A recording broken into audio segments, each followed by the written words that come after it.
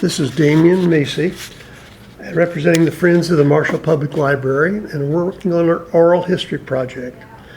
This is Thursday, August the 20th of 2015, and I have with me today Hilda Jones. Hilda grew up in Marshall and lived in other places for quite a few times, and I imagine she's going to tell us what brought her back to Marshall. Hilda, you're on. Okay. My maiden name was Lau. I was born right here in Clark County and on the old Finley farm north of Marshall. And when I was about 3 years old, we moved to Snyder. And I lived in Snyder until second grade. My first year of school was in a one-room schoolhouse in Snyder. My brother Kenneth was in the 8th grade when I was in the 1st grade. And also, probably people from Marshall remember Warren Strom. He was also in the 8th grade. And there was two of us in the 1st grade. A little girl with red hair, and I cannot remember her name. Her last name was Woods. And they moved away from this area, and I think they moved over in southern Indiana, and I haven't seen her since my 1st grade. And Hilda, I don't imagine you took a school bus to school either, did you? Never, no. No, we had to walk about 1.5 miles to school, but my brother had a pony, and so I got to ride the pony with him quite a bit. And in real bad weather, the neighborhoods, we'd get some neighbor to haul us to school, or my dad would haul us to school. And then we moved to town in Marshall when I was in the 2nd grade. And Mrs. Connerton was my 2nd grade teacher. She was my 2nd grade teacher. And she was my mother's teacher even too. Everybody loved Mrs. Connerton, and I talked to her in later years, and I could remember when she would very gently correct me when I did something wrong, and she says, "Don't you remember when I did anything nice?" And you always everybody always remembers when we did something wrong and get in trouble. And the way she corrected us was make us stand in the corner. I remember that, and I stood in the corner every once in a while. Oh, surely not. Was that at the old North Side School? Yeah. It was the old North Side School. And do you remember we had to go up to the 3rd floor to the music room? Mm-hmm. And that stairs was so narrow that if somebody was going down, we had to stand at the bottom till they got down, and then we could go up. Wasn't actually with the ADA standards we have today. No, I'm sure we would have had some problems. And of course, the restrooms were in the basement. No water fountains in the main aisle either. I think if there was a drinking fountain, it was downstairs in the basement also. I don't remember the water fountains. I think it was downstairs. Evidently, we didn't get to drink very much.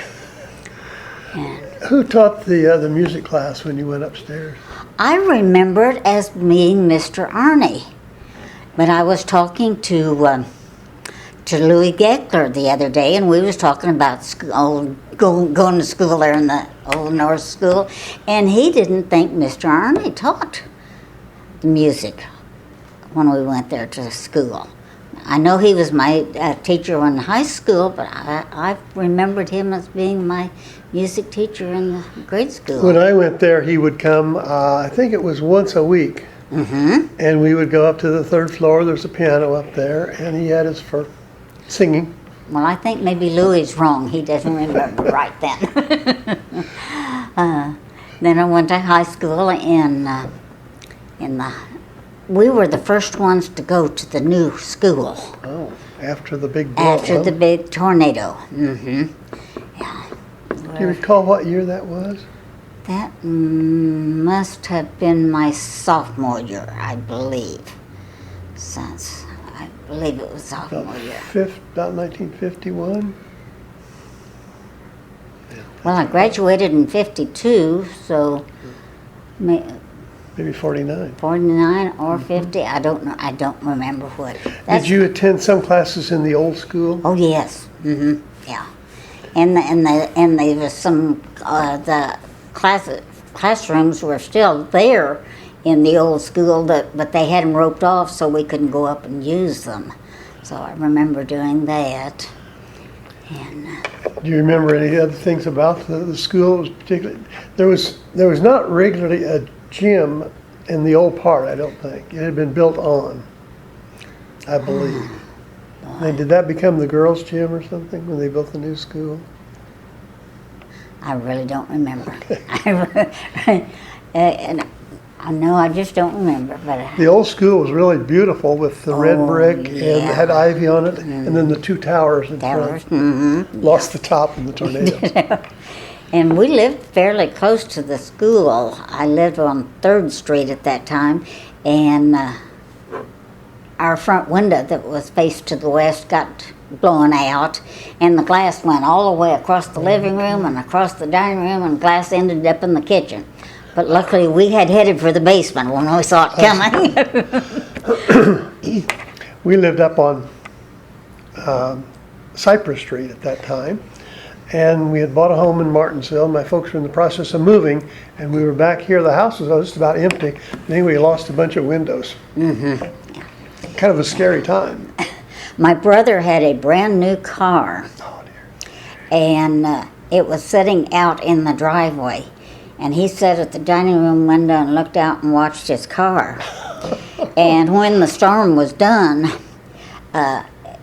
the car looked like a lot of the paint was missing. And when we went out to examine it, it was covered with leaves, and paint wasn't missing. Did it have any damage? No, his Yeah, car sat there and didn't have surprising. a bit of damage in the driveway. So we You were had a lucky. panic. Yeah. Yeah. Did you have a favorite class or something in school that you really liked? Well, I always liked home economics, which they don't teach anymore. And I learned to sew, which I still enjoy doing, and learned to cook, but I don't cook anymore. And I learned to sew, and when my oldest son was in high school, he took some kind of family class that they called it instead of home economics, and so he learned to sew and cook in high school, and I helped him learn how to make a sports coat Wow. when he was in high school. And That's pretty advanced. So to this day, he does his own mending and sewing on buttons and everything, which is unusual for men nowadays. And so I enjoyed learning to sew and cook. And when I met my husband, and he moved to Marshall when he was a sophomore. And of course, he was the new boy in school, and all the girls went after him. And I didn't care for him sophomore year because I thought he was stuck on himself. Since all the girls was going after him, I didn't like some boy that was stuck on And his himself. name was Max. Max, yes. And where did he come in from? He moved there from Rockville, Indiana. Rockville, yeah. Okay. His dad was a Ford tractor in the Ford tractor business. Okay. So, yeah. But then by the junior year, I didn't think he was quite so. He looked pretty good, and one of my girlfriends come up to me one day and she said, "You leave Max alone. I'm going to go after him." Well, that was that was a challenge, That wasn't it? was a challenge. Yeah, that was a challenge. And you So- must have and won. and I won. Yep. Yeah. We dated our junior year and senior year, and then a year later we were married. So after he went into the Navy, And what year was that? he went into the Navy he was in the Navy Reserves, and then he put in for active duty in '52 after we graduated. And then we were married in 1953, April 1953. And Okay. we were married in Elizabeth City, North Carolina. He was in the Navy in Norfolk, Oh. Virginia, which was close to to Elizabeth City, so we got married out there. Did Mom and Dad have some feelings about you going out to Carolina to be married? Well, the night before I left home, my dad came in my bedroom and he said, "Well, Sissy, when you leave home, you can come back and visit anytime you want to, but you'll never live in my house again." So that I guess he knew that he had to tell me I wasn't going to get divorced or anything. I was going to have to stay married. That made it rather permanent. Yeah, it did. But it didn't change my mind at all. So. I guess just going back to back to school, high school. Do you remember some of your teachers? You mentioned Mrs. Connerton in the early school. Oh, of course I remember Mrs. Geisert. She was my wife's favorite teacher. English. And as you can probably tell, I didn't do good in English because I still have my Southern Illinois accent, I guess, and I never did very, very well in English. And Mrs. Ralston was my home economics teacher. And let me think. Oh, Mr. Tyler, he taught me driver's ed. But he was a basketball coach, and he taught biology. But I remember most about driver's ed education. Did you have any trouble with that? No, I already knew how to I was drive. going to say probably from living on the farm. Yeah, I already knew how to drive, but just to be on the safe side, my dad thought I should take driver's education, so I did that. And my dad built 4 homes in Marshall. But most people don't know I that. didn't. He built 2 of them up there on 8th Street, and one of them, his first home he built was on 3rd Street. And when my brother came home from the Navy, jobs were very hard to get. So my dad put my brother and a couple of men to work tearing down an old house down south of Darwin. They tore the old house down and then rebuilt a house in Marshall using a lot of the old wood from the house he tore down. Early recycling. Yep. And it gave my brother something to do while he was, I guess, finished growing up and locating a new job.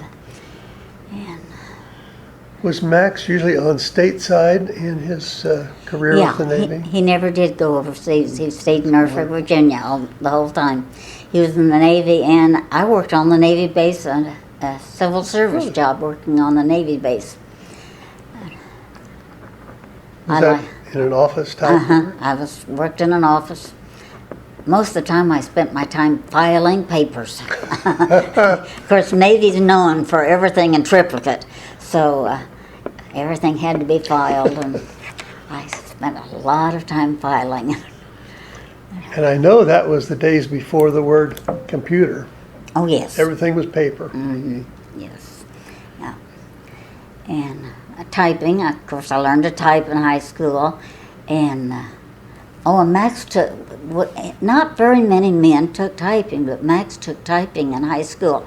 And so he really got a cushy job in the Navy because he knew how to type. So he'd go in and type up the menus, and then he had access to all the food in the refrigerators and everything. So he'd spend about an hour a day typing up the menus. The rest of the time he just sat around and did pretty much nothing. Oh boy. So did you like living in the Carolinas? We lived in Norfolk, Virginia. Norfolk? And we lived in the military base apartments. They were nice. We drove back there a few years ago and tried to locate them, and they had been torn down, no longer there. We tried to drive on the Navy base, and they wouldn't let us on. Really? which surprised me. I thought they would let us drive on the base some, but they wouldn't. And then after we got our military time in, we came back to Marshall and had 2 boys, Tom and Terry. And 1962 we moved to Florida. Lived in Jacksonville, Florida for a couple of years, and then moved to Ocala, Florida, and then his brothers convinced Max that he needed to go into the pharmaceutical business with them. So we moved to St. Louis. Lived in St. Louis 1 year, and they decided we'd been in St. Louis long enough, they needed to open up a territory in Des Moines, Iowa. And we moved to Des Moines, Iowa, and I think the farther north you move, the more unfriendly people are. Really? So we hated Des Moines. Really? After living in Florida where everybody was so friendly and nice and everything, we lived there 2 years, and Max called up his brother one day and said, "We are leaving. Do we have a place to go, or am I looking for a new job?" So we moved to Edmond, Oklahoma, right north of Oklahoma City. We lived there for 18 years. Loved Oklahoma. My son Terry still lives in Tulsa, Oklahoma. He married a Edmond, Oklahoma girl, and so they moved to Tulsa, and all 3 grandchildren live in Tulsa. How large of a town is that? Tulsa? No, Edmond. Edmond? It was a fairly large city and quite a wealthy city. A lot of oil people lived there, and it was known as the bedroom city of Oklahoma City. Mm-hmm. Yeah, everybody that lived there worked in Oklahoma, and then most of them were involved in the oil business some way or other.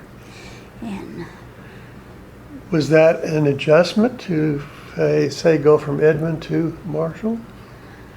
well, we didn't go back. We didn't go from Edmond back to Marshall. Oh, you didn't? Okay. No, we went from Edmond. We went to Mesa, Arizona, Oh. and Max headed up a vitamin and mineral business there with Jones Pharma, and we lived there for 11 years. Now that was quite an experience, learning to live in the desert. But I got used to it, and I loved it because we could be down in the desert, sitting around the pool, and look up and see the snow on the mountains. And How about come July and August, and then September? well, Kind of everybody. warm, wasn't it? Everybody always say, "Oh, wasn't it?" I'll say hot, and I'd say, "Yeah," but it was a dry heat. Well, try sticking your head in the oven and see if Still hot. It's still hot. Sometimes the temperature would be up over 120. And at this time, air conditioning wasn't real. We used swamp prevalent, was it? coolers. Yeah. Had the swamp coolers. And you learned to adjust. You got up early of a morning. You did everything of a morning, and then the middle of the day you didn't do much. You sat around the pool, or stayed in the pool, or you went shopping where it was air conditioned, or and then of an evening then you'd be back out again. About the only people you saw working in the daytime outside were the Mexicans. And they seemed like they could work out there in the sun no matter what. In that particular time, now, I know there was some air conditioning probably, but was it mostly like department stores, theaters, and things of that nature? Yeah, Maybe restaurants? mostly, yeah. But we ended up buying a condominium in the grassy area. We had a grass yard. Our first house was rocks. Yeah, Our first house had rock yard. and cactus. But we ended up buying a condominium with a grass, and it was well, it was actually 3 rooms, but we had 2 bedrooms and 2 baths. But we did install air conditioner, so we could air condition our bedroom at least. And we had the swamp cooler, which you really took advantage of the swamp cooler whenever it was cool enough and early of a morning. So You lived at a time when there was a lot of expansion and buildings and everything going on out there. But right now we come back around to it seemed like a problem with water. well, Was that ever considered an issue then at that time? when we moved to Arizona, well, to begin with, when we moved to Arizona, we moved into a retirement village, and it was out in the middle of nowhere. That was long before retirement. But we managed. Max was 54 and I was 55, and you had to be 55 to live there. And we moved in there because it was out in the country, and it was. I thought we was going to live out there in the middle of nowhere. I wanted to be safe, so we had guards on the gate, which they waved us in and out and really didn't pay any attention to us. But like I said, we moved out there in the middle of nowhere, and it was out in the middle of cotton fields. We had cotton fields all around us. We lived there 11 years, and by the time we left, we were surrounded by shopping malls and car dealerships and everything, and we were no longer out in the middle of nowhere. The streets were all 4-laned, and it really changed in 11 years. And water was no problem. The water came in from the Colorado River, and but like I said, most of the yards were rock yards, so you didn't bother about watering the yards. And It seems like now, though, that Colorado River is getting dried up almost by the time it gets down that far. Yeah, they're really having a heat and lack of rain problem.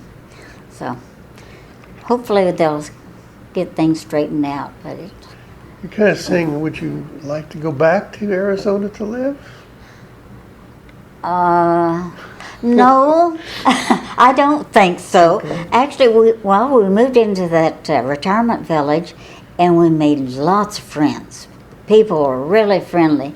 And I was just a couple of weeks ago, I was talking to one gentleman. He lives over in Quincy, and I think there was 6 couples of us that run around together and went out to eat and played cards and everything. And he and I are the only 2 left of 6 couples. And he lives over in Quincy, and he's lost his wife a couple of years ago. So there's not many more that I can talk to reminisce about Arizona. And you said Max was in the pharmaceutical business. Was he in sales or development of a product? He was in sales and trained other sales people. And he was in the pharmaceutical business about 30 years. So is that business what brought you back to the Midwest? Yes, that's what. Well, actually, he retired in Arizona, but since we grew up in Illinois and we had always stayed close to a lot of our friends here and everything, we decided Marshall was the place we were going to be. And our oldest son was living in Michigan, and our youngest son was in Oklahoma. And we decided if we come back to Marshall, we'd sort of be in halfway between the 2 of them, so we could run back and forth and visit both of them. And we're finding a lot of people that we went to school with are coming back to Marshall to retire. And we talk about the old times. A bunch of us go out to McDonald's on Sunday evening and sit and talk, and we even take our annuals and high school annuals and things and sit and go through the pictures and talk about things, and who all's still alive and who all's gone. And So many people talk about, quote, the good old days. But looking back, would you really care to repeat any of those? really, no. No. We talk about how much things has changed from our young years and until up until now, and how much is it going to change for our Keep going. children? How much can it change? We went from cars that you held your breath till you got up the top of a hill, because they didn't always always want to go up the top of the hill. You had to keep shifting down and shifting gears to get up to the hill. And now it's cars race down the road, and hills are no problem, and everything's gone to computer, and I'm still computer illiterate. I refuse to learn. Do you have a cell phone?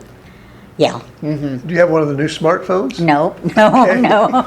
I have a dumb phone also. I can talk or listen, and that's about it. And that Yeah. suits me fine.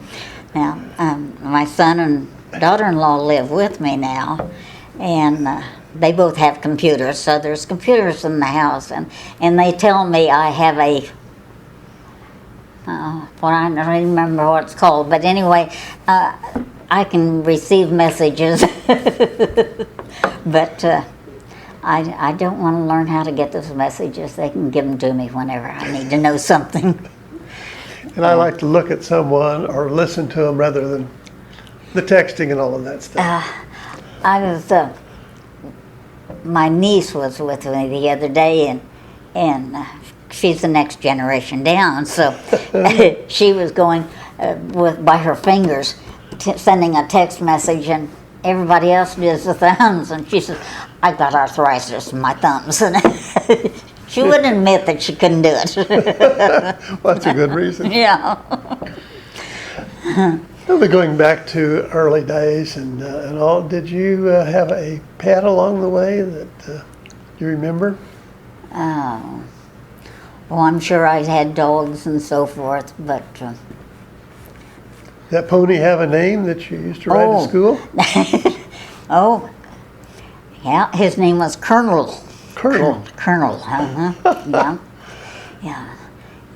My brother got to take care of Colonel a lot, and he got us back and forth to school. And when we moved to town, my brother had to give up Colonel and get a bicycle. Yeah.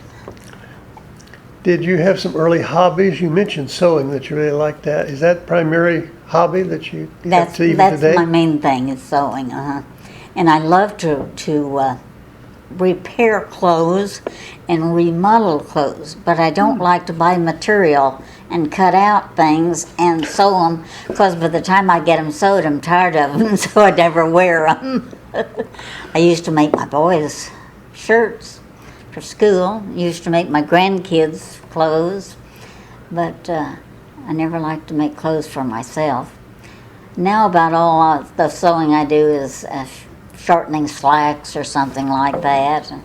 I love to embroidery, hand embroidery, but I'm getting arthritis in my hands, so I can't do that too well. So maybe I'll work at it for Ever a get few into minutes the and knitting then knitting or crocheting? No, I tried. My mother tried to teach me to crochet, and after a week or so, she says, "Forget it. You'll never learn how." So I didn't need to make doilies or anything. She had plenty of doilies around. You know, they don't have doilies anymore. They used to be on On the tables Arms and of the arms chairs of the and chairs, headrests. back of the couch and things was doilies. And you don't have doilies anymore. they were under about every lamp in the house. too. Well, all the women work anymore. It used to be the women stayed home, so they crocheted or embroidered or knitted or things to give them something to do. And they do take a certain amount of care too. Yeah. Yeah. So, Those sewing things, do you ever make a quilt or get into quilting? my grandmother did. And I still have some of her. I have my baby quilt that my grandmother made for me before I was born, and I have it in my bedroom, and it's a baby quilt. Neat. Of course, that was made be almost 82 years, so it's a real old quilt. But I guess I didn't have the patience to the real small sewing that needed to go into quilt. I prefer to do my sewing on sewing machine or something like that. I've had 2 sewing machines in my life. One of them is still in my house in Florida. I have a house in Florida, and I have a old sewing machine that I bought in 1964, and it's still working, and I still use it down there. Is it a manual or electric? It's electric, yeah. My first sewing machine was the manual with the pedal and everything. I don't know what happened to it. In one of the moves around the world, why I've lost it. So you had moved back from Arizona to Illinois. Illinois. What year was that? That was, well, it's been about 22 or 23 years ago. So, and this is 2015, so about 1998, 1989. 1989 was the year we moved back here. And Max's mom and dad passed away, and we took the old Jones house and remodeled it. And Where was that It's located 10th now? and Vine Street. Okay. We sat down one evening in the living room and we was talking. Now we're retired now, what are we going to do? And Max looked up the wall, and there was a wall had a bunch of pictures on it, and the nails were still there. So he got a hammer and he went over and he pulled one nail, and that was just the beginning. We decided to remodel the house, so we pulled all the nails, and and it had one of those pocket doors. Yeah. And so some of the nails, when we pulled out, we were able to close the pocket doors because they hadn't been able to close them because the nails were stuck in the wall. And It's been rather long nails. Yeah. So we ended up remodeling it and lived there a couple of years. And then this house on 8th Street, a big 2-story house, came up for sale. And, well, I come to think of it, it had been up for sale for a couple of years. Nobody wanted to remodel it. And Max said, well, we had fun remodeling the house down there on the Jones house. We'd buy that old house. That'd give us, a 10-year hobby or something to work in my big old 2-story house. So when we bought it, we thought, okay, this will be our 10-year hobby. And we moved into it knowing that it needed papering and everything. And we started working on that house. And by the way, it had lots of paper. It had, in some rooms, we removed 13 layers of wallpaper. And You peeled away history. yes, we sure did. And behind one of the fireplaces, when we pulled some of the stuff down off the fireplaces, we found a calendar from 1905 that was back behind one of the fireplaces. And instead of being a 10-year hobby, we couldn't wait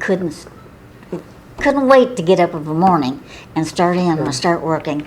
And we moved on all the paper and everything off the walls and cleaned everything up, and it ended up 2 years. We did it in 2 years instead of 10. You were living in the house then during your remodeling. Oh yes, That's a message. Oh, that was lots of fun. Most of the time we had the kitchen and our bedroom with decent so that we could get in and out of it, and the rest of the house was not. Do you recall the address of that house? That was 514 North 8th. And 514. 7th. I'm wrong. 7th Street. 514 North 7th. I don't think which house that was. Tuffy and Everdeen lived there before, well, quite a few years ago. And then, first was The house you're in now? Yeah. Virginia English used to own it. Okay. It was the old Booth house. Yes. You Yeah. said 8th Street, and I was trying to think. Okay, it was on 7th Street. It was 7th, yeah. It was the original old Booth Yes. house. And then Virginia English bought it from them, and then Tough and Everdeen Permron bought it. And then Jim Lowry and his friend Sam, can't remember now. Can't remember his name either. But Jim and Sam, after they both passed away, we ended up buying it. But now that was apartments at one time. Yeah, when Virginia English had it, Okay. Owen and Marilyn Flowers lived there for a while. Oh, really? Okay. And Bud and Daisy Bloodsworth, when they first got married, lived there for a while. At that time, it only had one bathroom, so now we have 4 bathrooms now. but at that time, there was one bathroom. Oh, and Daisy tells the story about she was told that you could put mashed potatoes down the bathroom stool. If you had leftover mashed potatoes, it would go down the bathroom stool, okay. And she thought if mashed potatoes went down there, so why potato skins could go down there too. So she peeled potatoes and tried to flush the potato skins down the stool. And it didn't work too good, so the whole apartment house was without a bathroom for a few days.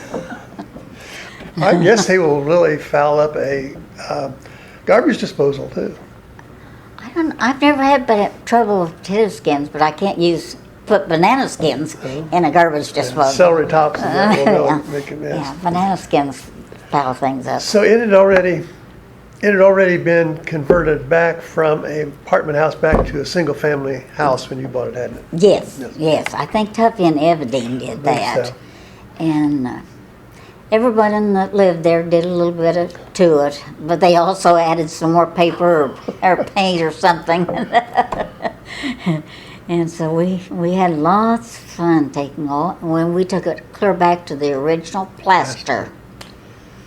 So it was lots of fun. Is the plastering all in pretty decent condition? It was.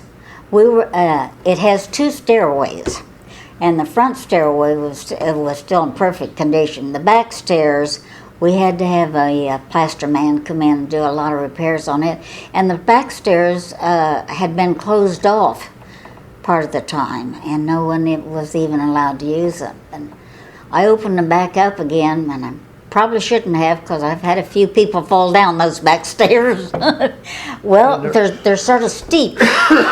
They're sort of steep, and the front stairs has 3 different levels, but the back stairs go straight down. First person to fall down was Max. He fell down clear from the very top and all the way to the bottom. And I was in another room. I run in to see if he was okay when he landed at the bottom. And by the time I got there, he was tucking his shirt back in his pants, and he was fine. Go ahead. I've had my granddaughter fall down it, and I've had a niece fall down the stairs. And so far, I've been lucky. No one's been hurt. So You haven't had to review your insurance policy. no. With owning an old house, and I know you've probably got some stories too, have you done some extensive remodeling to the house other than taking wallpaper down? Oh, last year, years ago they had told me that I should not use fireplaces. It has 5 fireplaces in it. They told me I shouldn't use any, so last year I decided I wanted some fireplaces that worked. So I hired a man from Terre Haute to come over, and he worked, it must have been 3 or 4 months, tearing down all the old chimneys, clear down to the roof line. And then the firebox inside the house they tore out and put in all new fireboxes, and rebuilt 2 of the chimneys. One of the chimneys was not repairable. We had to tear it down to the roof line and not rebuild it, because it was bad inside the walls, and it couldn't be repaired. So that took care of that. And of course I had to have the chimneys redone so that I could put on a new roof. So just the last couple of weeks I got a new roof, and this time I went with metal, which the original roof put on the house when it was built was metal roof. So I went back to the original type of I'm roof. sure that was 1800s. Do you know the building date? We know it was built before 1880, but we don't. Okay. We don't have a date or anything. We in 1840s there was a big jump in the taxes that was paid on it. So we think it's possible the house was built in the 1840s, but we have nothing to prove it. But we do have proof that it was built before the 1880s. So. Do you have any history of the Booth family? Not really. They were involved in politics. We know they were involved in politics, and they owned a lumber yard here in town. And It was a retail store of some kind. yeah, we were told that the Booths at one time had a retail store, but for some reason they didn't leave a history in the house when they left. Fern Pierce, that lived over on 8th Street, when she was a young girl, said she used to come, back when the streets were dirt streets, she would come every morning and sweep off the porch because it was always dusty and dirty. So every morning that was her job, was to come and sweep the porch. And I've had people tell me that the house was used as a underground railroad at one time for the blacks, but I have no record of or proof or anything about it. But some people said, oh yeah, I've heard that and everything, but I've not been able to come up with anything. Maybe you could make up your own story. Well, sure. Yeah. Was there a particular historical event or anything along the way that really kind of changed your way of thinking and maybe had an influence on you? No, I guess I'm just a small town girl and did a lot of traveling, had a lot of fun in life. Was there a person maybe that, maybe a teacher or someone that really influenced your thinking? I'd have to think about that.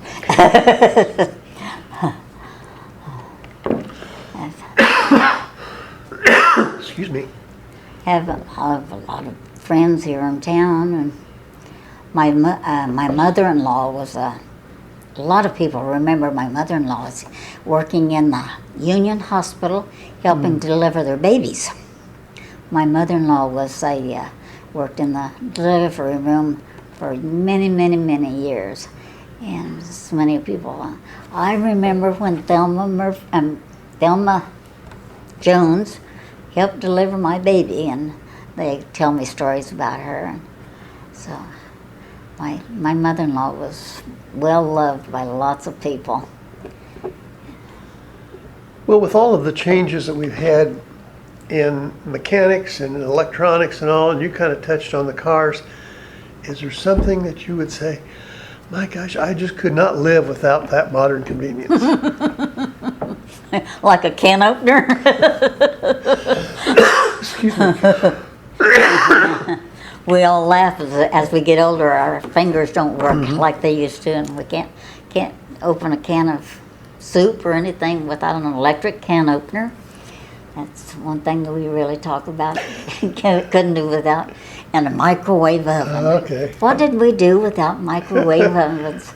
So we can heat up a can of soup in 5 minutes. What you used to have to turn on the stove and light the gas stove, and so that has changed a lot of the way we cook. You mentioned having a home in Florida. And is there a certain amount of the year that you're spending there versus Oh yes, Marshall? Yes, I go to Florida every winter.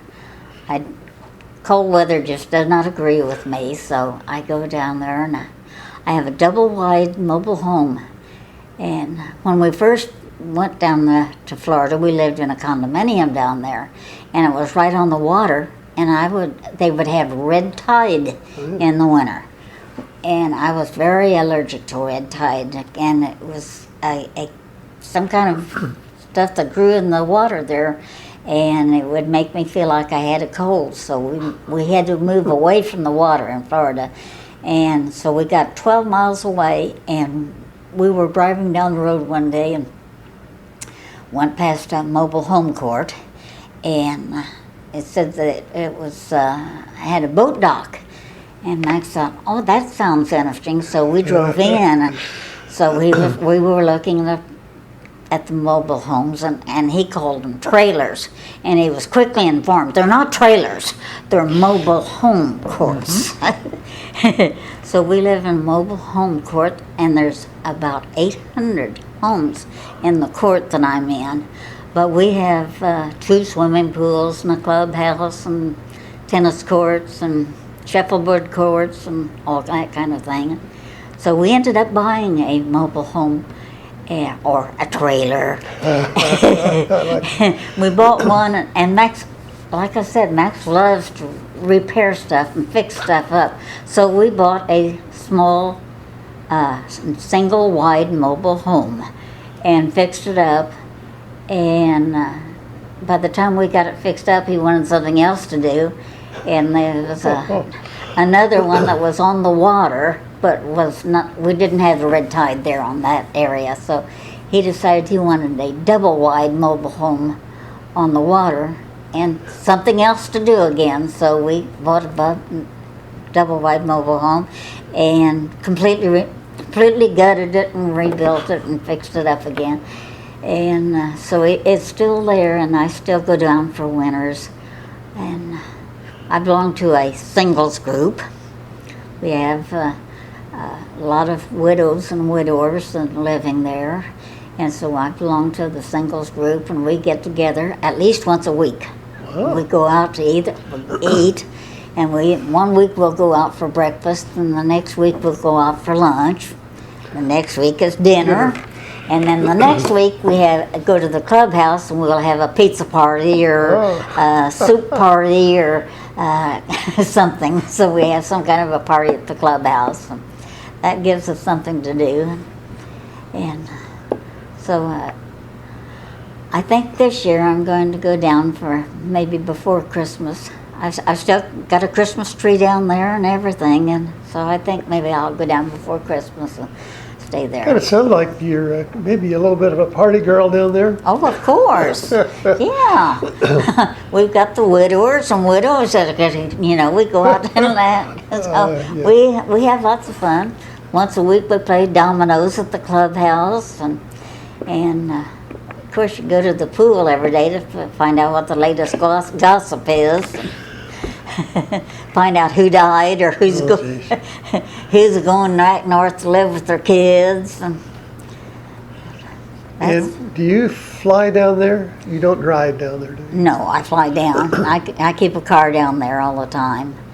Oh, the other day I got a notice that the dash on my car had cracked, and I got a notice in the mail that they're having a recall on their dashers. I thought it just cracked from the heat down there and it's sitting out in the sun or something. And they got a recall on the dashers for the car. So it's a 2007, so it's 7-8 years old, but they had a recall on it, and letting me know that when I come back to Florida, I'm supposed to bring it in and get a new dash put in. You are on the lucky side. Yeah, right. Last year I had to put a new set of tires on it. They hadn't really worn out. They'd just been on it long enough, and the heat, they decided it was not safe for me to drive in it with the tires that old. Do you have someone look after the property in your vehicle while you're gone? Yeah, there's a man that lives there. He lives there year-round. I don't stay there in the summertime. I don't want to be there in case there's a hurricane or something like that. So I have a man that lives in there, and he doesn't have anything to do in the summertime, so he has a job just going around flushing stools and checking cars. And when I go down the fall, I call him up and tell him I'm coming, and he hooks my battery back up. He unhooks it in the summertime. Yeah, So he hooked my battery back up and puts a trickle charger on it and makes sure it's charged up, ready to go for me. And we had to have our car, the buzzards. I have a convertible car down there, and the buzzards eat up tops of convertibles or golf carts that have leather seats or anything. Of course, we're close to the water, so the buzzards come in there close to the water. And so I had to have I had a screened-in porch. I had to have the doors changed on it, made big enough so that I could drive my car in my screened-in porch to keep the buzzards from chewing up the cover or the top on my convertible. That'd be a big repair to have that damaged. I used to cover it with just a car cover, and they chewed up two car covers. So we decided it was too expensive to replace the top on the convertible. So we had screened-in porch fixed so that we could drive the car. I would not have thought of that one. I know, some big birds down there. Well, my neighbors they had a golf cart, and they chewed up the leather seats on their golf cart. Just completely shredded it. They didn't eat it. They just chew them up. And in my flower bed, I had plastic in my flower beds, and then you cover it up with the mulch. And last year I went down, they had gotten into the plastic in my flower beds and had it all tore up, so I had have my flower beds completely redone and get all the tore up plastic. What makes me mad is if they was eat it, it'd be okay, but they just tear it up and then leave it set. For heaven's sake. Does the unit that you live in the area, is it like a gated community so that you have some security? Most of them are gated. The ones we have a gate there, but we don't pay anybody to work there, and we don't have any problems. I was just wondering. Yeah, we never have any problems. Seems like they have more problems where they have somebody on the gate. Really? They evidently they think, okay, they got it gated, so it must be valuable, and we don't have anybody on our gate, so there's nothing to steal. So earlier you said 800 units. That's like a small town. It is. It really is. And I actually, from my unit to the gate where I go out, it's almost a mile. What? So I'm back in there, and I don't have to worry about anybody bothering anything because they're not going to come back that far. There's too many units to bother before they get to my house. Yeah, right. Yeah, and then once I do get out, I'm only another mile to my church, and my church used to be a shopping center, mall. Wow. And I go to the Methodist church here in town, here in Marshall, and down there I go to a Baptist church. But it's closest to me, and I really like the preacher, so I go to the Baptist church down there.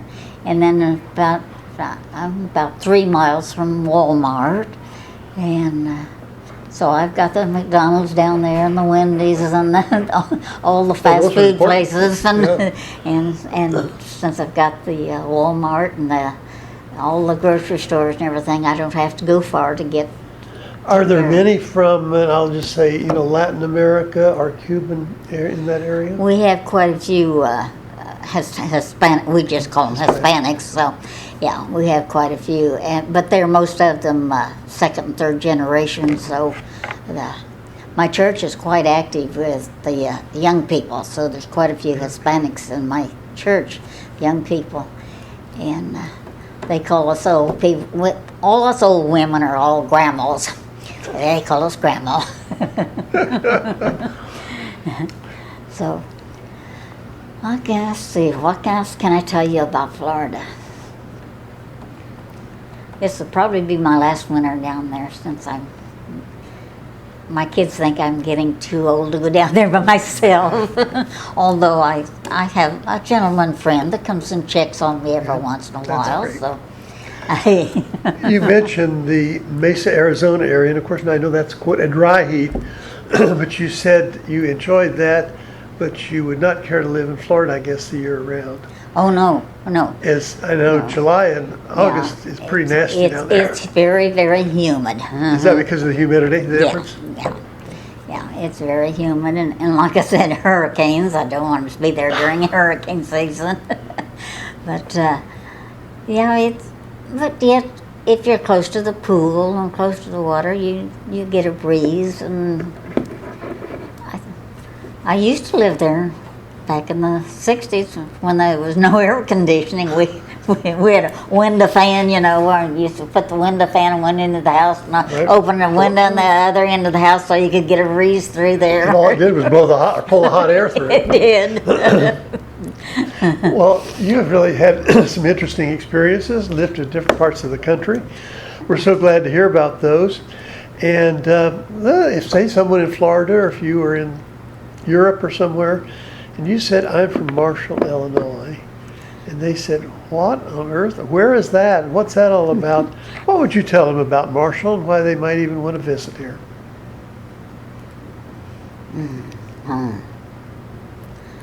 Well, it's a little country town where everybody knows what everybody else is doing, and who went someplace where they shouldn't have. My dad used to work at the Velsico when I was in high school.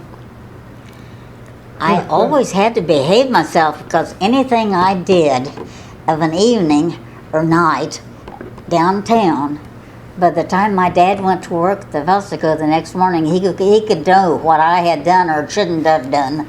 It might have even got home before you did. Well, probably. Everybody knows everybody's business, but, well, I don't know if they still do it, but it used to be. You knew everybody else's business and who was going places they shouldn't or doing something they shouldn't. Everybody knew about it, but I don't know if it's still the same way. Seems like maybe it has changed over the years. When you were younger, obviously you were in some of the businesses and all up and down Archer Avenue. And in moving back, obviously some of those businesses have changed. But would you compare Marshall very similar today, or when you moved back here, as when you were Well, we youngster? still have what we call Tom's Restaurant.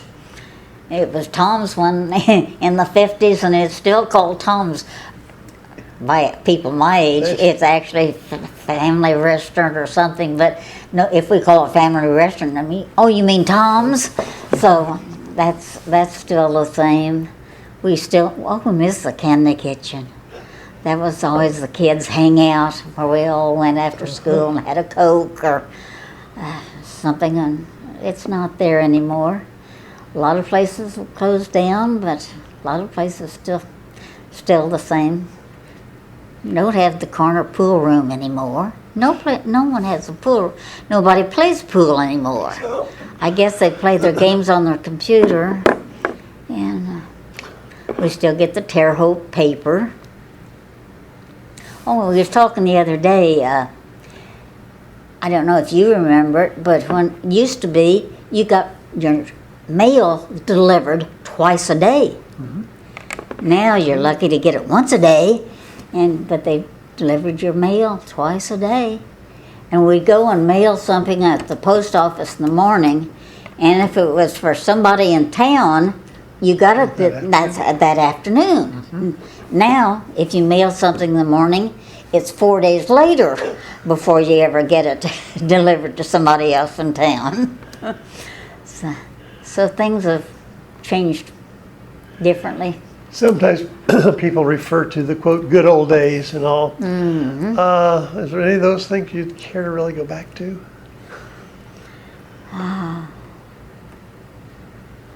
I know you wouldn't care to go back to riding a pony. No. You don't get me off the ground anymore. Do you remember when we used to have parking in the middle of the street?